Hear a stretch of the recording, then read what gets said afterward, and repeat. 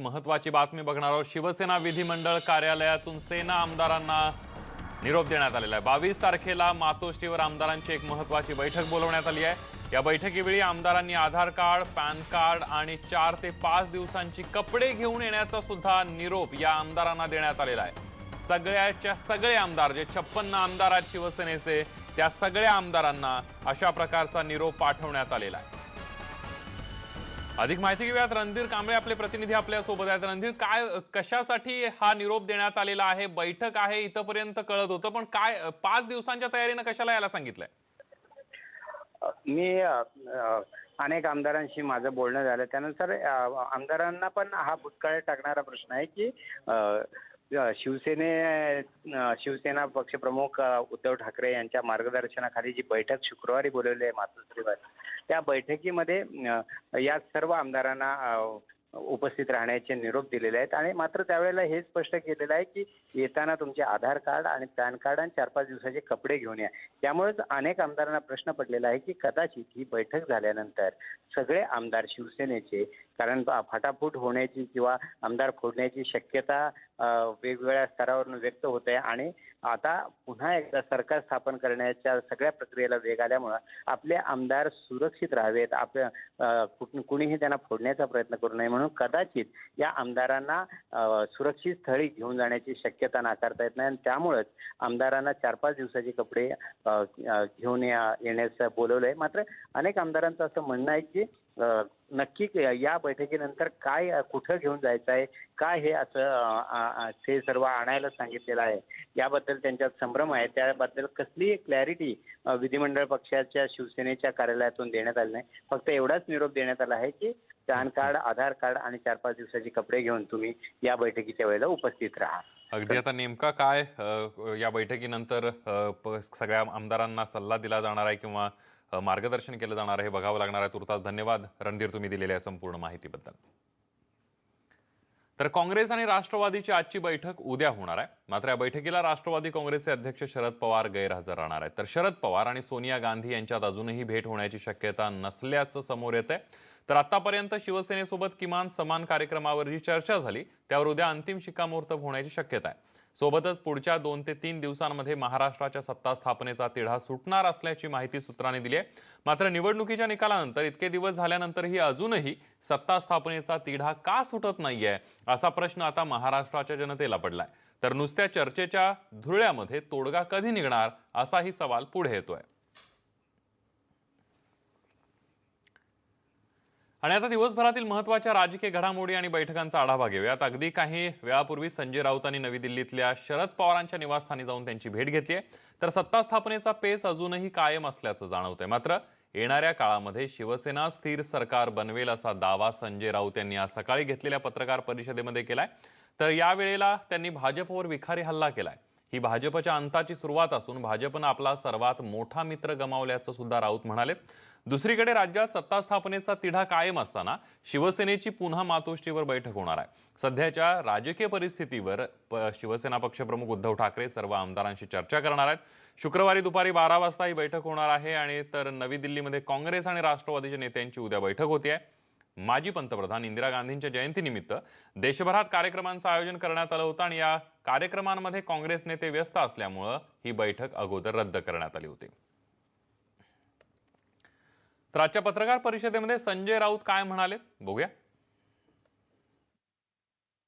जनता पक्षातल्या मुंबईतल्या प्रमुख लोकांनी मध्यंतरी अशी एक काही एक विचार मांडला की श्री नरेंद्र मोदी समजून घ्यायला संजय राऊत यांना 25 जन्म लागतील, बरोबर? तसं मी या देशातल्या या सगळ्या लोकांना सांगेन की माननीय शरद पवार समजून घ्यायला यांना 100 जन्म लागतील। हां, शरद पवार हे अनुभवी नेते आहेत। त्यांचा अनुभव राजकारणातला, समाजकारणातला मोठा आहे।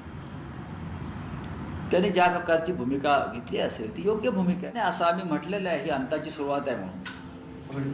आणि इतर कोण काय करते माहीत नाही, पण शिवसेनेसारखा सगळ्यात मोठा राजकीय पक्ष असलेला त्यांचा मित्र त्यांनी गमावलेला आहे।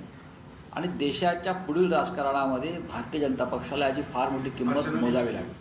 जल्दी ही महाराष्ट्र में एक ऐसी सरकार बनेगी शिवसेना के नेतृत्व में जो मजबूत होगी, स्थिर होगी और अब तक की सबसे कार्यक्षम और आदर्श सरकार बनेगी। ये मेरा जवाब है और मैं उस पर कायम। जी, इस सरकार का नेतृत्व उद्धव ठाकरे करेंगे 5 साल इस के सरकार का उद्धव- नेतृत्व शिवसेना करेगी। नहीं, ऐसे खबरें आ रही है कि खबरें आती है, हम खुद चाहते हैं कि सरकार का जब गठन हो तो सरकार का नेतृत्व आदरणीय उद्धव ठाकरे साहब करें। ये हमारी मांग रहेगी और भूमिका रहेगी। तर राज्यात शिवसेनेशिवाय कुणाची सत्ता येणार नाही, मग महाशिवआघाडी असो किंवा युतीचं सरकार असो, असं सूचक विधान दिवाकर राऊत यांनी केलंय। शिवसेनेशिवाय सत्ताच बसू शकत नाही, या महाराष्ट्रातली परिस्थिती 100% आहे। मग कोणाचे असले द्या, आमचे आता काय महाशिव आघाडी किंवा युती वगैरे कोणालाही काय असेल तर शिवसेनेशिवाय सत्ता बसू शकत नाही। त्यामुळे शिवसेनेचा जो शेतकऱ्यांसंदर्भातला कार्यक्रम आहे हा पुढे नेण्याचा आमचा निर्धार आहे। तर काँग्रेस राष्ट्रवादीच्या बैठकीबाबत नवाब मलिक काय म्हणालेत बघूया। आज वो मीटिंग होनी थी, लेकिन आज इंदिरा जी की जयंती होने के कारण कांग्रेस के नेता अलग अलग कार्यक्रमों में व्यस्त हैं, इसलिए आज की बैठक टाली गई है। और जो आज बैठक होने वाली थी वो कल कांग्रेस और राष्ट्रवादी कांग्रेस पार्टी के दिल्ली के नेता, प्रांत के अध्यक्ष, विधिमंडल के जो नेता हैं, ये सारे लोग कल दोपहर के बाद किसी समय बैठेंगे। भाजप शिवसेना यांच्यात सुरू असलेला संघर्ष थांबवण्यासाठी आता सरसंघचालक मोहन भागवत यांनी त्यांच्या भाषणातून अप्रत्यक्ष सल्ला दिलाय। मोहन भागवत यांनी म्हटलंय की सर्वांना माहित आहे आपापसात वाद केल्यानं दोघांचंही नुकसान होतंय, मात्र कोणीही वाद सोडण्यास तयार नाहीये। स्वार्थामुळे नुकसान होतं, मात्र तो सोडायला कोणी तयार नाही। हे तत्व सर्वांना लागू आहे, मग तो व्यक्ती असो किंवा देश। नागपूरमध्ये एका कार्यक्रमात बोलत असताना त्यांनी हे वक्तव्य केलंय। राज्यात सध्या भाजप शिवसेना यांच्यात मुख्यमंत्री पदावरून बिनसले आणि त्यामुळे युतीने एकत्र निवडणुका लढवल्यानंतर बहुमत मिळूनही भाजप सेनेला सरकार स्थापन करता आलेलं नाहीये। अखेर राज्यामध्ये राष्ट्रपती राजवट लागू करण्यात आली आहे। सब जानते हैं कि आपस में झगड़ा करने से दोनों की हानि होती है, लेकिन आपस में झगड़ा करने की बात अभी तक बंद नहीं हुई है। सब जानते हैं कि स्वार्थ ये बहुत खराब बात है, लेकिन अपने स्वार्थ को बहुत कम लोग छोड़ पाए। देशों का उदाहरण लीजिए या व्यक्तियों का। तो जानने के बाद भी जो करना चाहिए वो आदमी नहीं करता और जो नहीं करना चाहिए वो करते रहता है। ये क्यों होता है?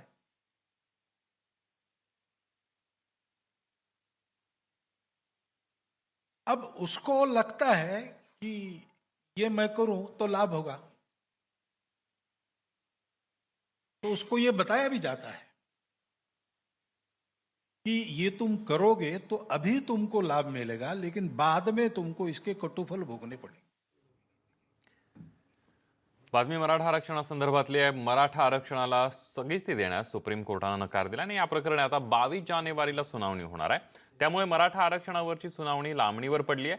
मुंबई हायकोर्टाच्या निर्णयाविरोधात सुप्रीम कोर्टात याचिका दाखल करण्यात आली होती, मात्र आरक्षणाला स्थगिती देण्यास कोर्टाने स्पष्ट नकार दिलाय।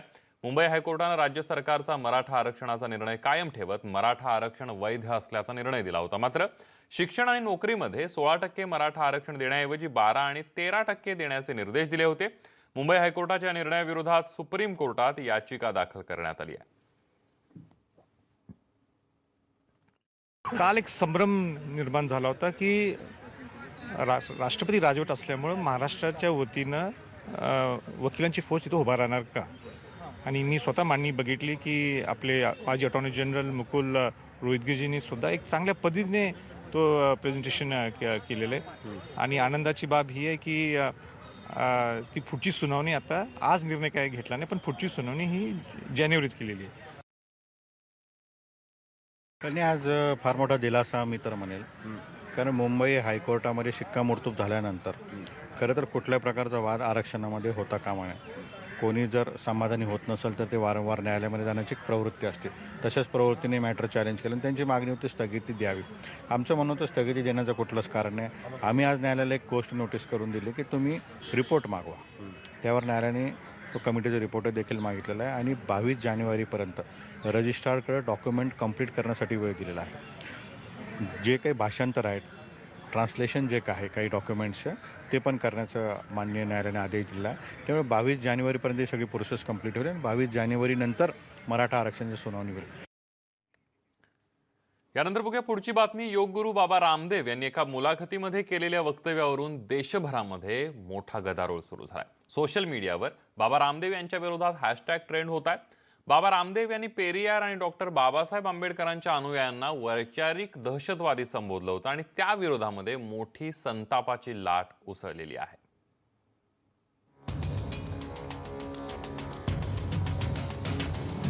सोशल मीडियावर बाबा रामदेव यांच्या विरोधात भडका उडालाय. ट्विटरवर बाबा रामदेव आणि पतंजली विरोधात हॅशटॅग ट्रेंड होत आहे. Hashtag shutdown Patanjali, hashtag arrest Ramdev, hashtag boycott Patanjali products, hashtag Patanjali का बहिष्कार या माध्यमातून नेटिझन्स त्यांचा संताप व्यक्त करतायत. एका वृत्तवाहिनीला दिलेल्या एका मुलाखतीत रामदेव बाबा यांनी ईश्वर मानणारे मूर्ख असतात असं म्हणणारे पेरियार यांचे अनुयायी वाढतायत. पेरियार यांचे अनुयायी ईश्वराला सैतान म्हणतात. डॉक्टर बाबासाहेब आंबेडकरांचा एक देश एक कायदा, जातीमुक्त भारत, समानता, न्याय या संकल्पांचा मी चाहता आहे. मात्र महापुरुषांचे अनुयायी खतरनाक आहेत. डॉक्टर बाबासाहेब आंबेडकरांच्या अनुयायांमध्ये देखील मूल निवासी ही संकल्पना राबवणारे लोक आहेत. मी भेदभाव पाळत नाही. मी दलितांना आचारी, संन्यासी बनवलं, शिक्षण संस्थेचं प्रमुख केलं, पण आता दुरावा निर्माण केला जातोय. वैचारिक दहशतवादाविरोधात देशात कायदा व्हायला हवा अशा प्रकारचं लिखाण सोशल मीडियातून हटवायला हवं असं मत बाबा रामदेव यांनी व्यक्त केलंय. मात्र असं मत व्यक्त करून बाबा रामदेव यांनी महापुरुषांचा अवमान केल्याचा आरोप केला जातोय. दुर्दैवी आहे अशा पद्धतीचं व्यक्त करणं. बाबासाहेब आंबेडकर पेरियारांचे जे अनुयायी आहेत, जे शिकलेले आहेत, त्यांना दहशतवादी म्हणून शिवी घातलेली आहे. आणि जो माणूस विज्ञानाची कास धरत नाही आणि अंधश्रद्धेमध्ये जगतो अशा माणसाच्या भाष्याकडे फारसं लक्ष देण्याची गरज नाही. पतंजलीच्या प्रॉडक्टवर बहिष्कार टाकणं हा उपाय त्याच्यावर नाही. त्यापेक्षा रामदेव बाबाची जी विचारसरणी आहे, जे तत्वज्ञान आहे, जो विचार आहे, जो RSSचा आहे, त्याच्यावर आपण बहिष्कार टाकला पाहिजे आणि तो हद्दपार केला पाहिजे या मताचा मी आहे. बाबा रामदेव यांनी त्यांच्या वादग्रस्त वक्तव्यांवर माफी मागावी या मागणीनं जोर धरलाय. योगाबद्दलचं त्यांचं कार्य जे काय असेल ते असो, परंतु या क्षेत्रामध्ये त्यांनी संघ परिवाराचा आणि त्यांच्या या नरेंद्र मोदी विचारसरणीचं प्रतिनिधित्व करण्याचंच काम केलेलं आहे. आणि त्यांचे हे जे उद्गार आहेत हे त्याचेच वाहक आहेत, त्याचेच एक निदर्शक आहेत. ते अत्यंत निषेधार्ह आहेत. त्याने ते तात्काळ मागे घ्यावेत आणि माफी मागावी अशी माझी सुद्धा मागणी आहे. बाबा रामदेव यांच्या वक्तव्यावर मोठ्या प्रमाणात आक्षेप घेतला जातोय आणि त्यामुळे निर्माण झालेला हा वाद शांत करण्यासाठी बाबा रामदेव यांनी पुढाकार घेण्याची गरज आहे. Bureau report, news 18 Lokmat. यानंतर महाप्राईम टाइम या बुलेटिनमध्ये एक छोटासा ब्रेक घेऊन पुन्हा परतूया. पहा फक्त न्यूज 18 लोकमत. स्वातंत्र्यवीर सावरकरांना भारतरत्न देण्याबाबत केंद्र सरकारनं मोठं वक्तव्य केलंय. सावरकरांना भारतरत्न पुरस्कार देण्यासाठी शिफारस आली आहे का असा प्रश्न संसदेमध्ये विचारण्यात आला होता. त्याला उत्तर देताना केंद्र सरकारनं सांगितलं की भारतरत्न हा शिफारशीशिवायही दिला जाऊ शकतो. त्यामुळे केंद्र सरकार सावरकरांना भारतरत्न देण्याविषयी सकारात्मक असल्याचं पुन्हा एकदा दिसून आलंय. देशातील सर्वोच्च नागरी सन्मान असलेला भारतरत्न पुरस्कार सावरकरांना द्यावा अशी मागणी गेल्या अनेक वर्षांपासून केली जाते. सावरकरांना पुरस्कार देण्यावरून अनेकांचा विरोध देखील आहे. या पार्श्वभूमीवर सरकारच्या उत्तराकडे पाहिलं जात आहे. पद्म पुरस्कार आणि भारतरत्न हे सन्मान देण्याची प्रक्रिया वेगवेगळी आहे. पद्म पुरस्कार देण्यासाठी एका समितीची नियुक्ती केली जाते, पण भारतरत्न हा सन्मान देताना अशी कोणतीही समिती नसते. हा विषय थेट पंतप्रधान कार्यालयाशी संबंधित आहे. याच मुद्द्यावर शिवसेनेचे खासदार राहुल शेवाळे यांनी काय प्रतिक्रिया दिली आहे तीही बघूयात. स्वातंत्र्यवीर सावरकरांना भारतरत्न त्यांच्या कार्याचा भारतरत्न देऊन सन्मान केला जात नाही आहे, ही दुर्दैवाची गोष्ट आहे. आणि अशावेळी कोणी प्रस्ताव देत नाही, कोणी शिफारस आली नाही, ही तर अत्यंत अजून दुर्दैवाची गोष्ट आहे. आम्ही गेले 4-5 वर्ष हा प्रस्ताव त्यांच्यासमोर मांडत आहे, ह्या मागणीसाठी आग्रही आहे. लोकसभेत शिवसेनेचे सर्व खासदार या सर्वासाठी आग्रही आहेत, यासाठी मागणी केली आहे. लोकसभेच्या पटलावर आहेत, लिगल डॉक्युमेंट्स आहेत, आमच्या क्लिप्स पण आहेत. आणि अशावेळी लोकसभेलाच उत्तर देणं की आज ह्याचा कुठलाही प्रस्ताव आला नाही, शिफारसी आल्या नाहीत, ही अत्यंत दुर्दैवाची गोष्ट आहे. राज्यामध्ये सत्ता स्थापनेच्या घोळाचे चटके सर्वसामान्य नागरिकांना बसू लागलेत. राष्ट्रपती राजवटीमुळे दुर्धर आजारांवरच्या उपचारासाठी गोरगरीब रुग्णांना मुख्यमंत्री सहाय्यता निधीतून आर्थिक मदत मिळवण्यामध्ये मोठ्या अडचणींचा सामना करावा लागतोय.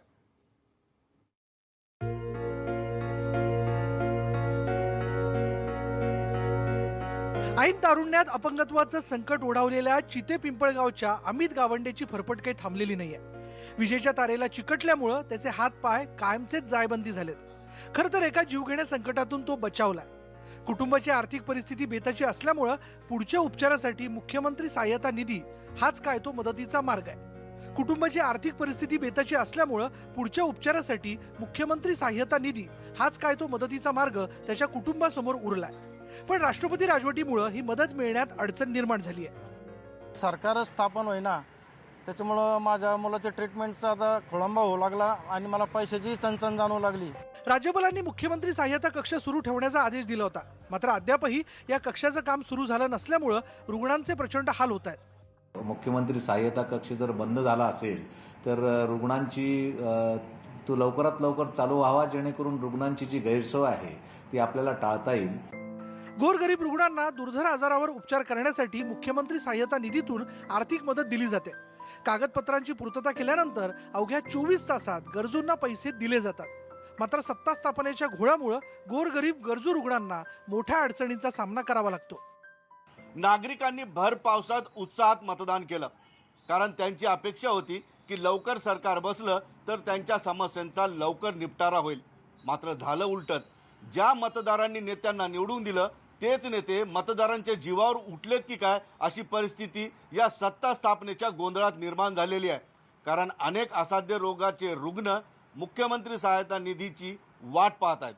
सुधीर जाधवसह सिद्धार्थ गोदाम, न्यूज 18 लोकमत, औरंगाबाद. त्यामुळे महाराष्ट्रातल्या सर्वसामान्य माणसाचं लक्ष लागलेलं आहे की महाराष्ट्रातला हा सत्ता स्थापनेचा तिढा कधी सुटणार आहे. एक छोटासा ब्रेक घेऊया. पहा फक्त न्यूज 18 लोकमत. ब्रेकनंतर बातम्या. नवी दिल्लीच्या जवाहरलाल नेहरू विद्यापीठाच्या अनेक विद्यार्थ्यांविरोधात गुन्हे दाखल करण्यात आलेत. सार्वजनिक मालमत्तेचं नुकसान करणं, दंगल घडवणं असे गंभीर गुन्हे या विद्यार्थ्यांविरोधात दाखल झालेत. सोमवारी विद्यार्थ्यांच्या आंदोलनाला हिंसक वळण लागलं होतं. जेएनयूच्या हॉस्टेलची फी वाढवली गेली आणि त्याविरोधात हे विद्यार्थी आंदोलन करतायत. काल या विद्यार्थ्यांनी नवी दिल्लीमध्ये एक मोठा मोर्चाही काढला होता.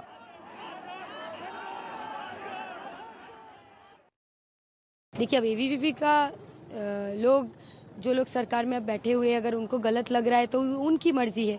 बाकी जेएनयू स्टूडेंट्स डिसाइड करता है कि मूवमेंट किस तरीके से लड़ा जाएगा. और हर एक डेमोक्रेटिक फोरम से ये डिसीजन आया है कि हम अपने मांगों के लिए कैंपस के अंदर भी लड़ाई करेंगे, कैंपस के बाहर भी लड़ाई करेंगे. अगर आज के टाइम में एक सरकार बैठा हुआ है जो हमारी मांगे नहीं सुन रही है, तो उस सरकार को क्वेश्चन करना हमारी जिम्मेदारी है. और चाहे वो सरकार बीजेपी का हो या किसी का हो. और आज अगर एबीवीपी उस बात से मुकर जा रहा है सडनली, बिकॉज बीजेपी के सरकार को क्वेश्चन किया जा रहा है कि आज सरकार रहते हुए भी, एमएचआरडी रहते हुए भी वाइस चांसलर क्यों हमारी मांगों को नहीं मान रहा है. और अगर उस टाइम पे एबीवीपी पीछे हट जाना चाहता है तो जेएनयू का स्टूडेंट्स भी उसको देख रहे हैं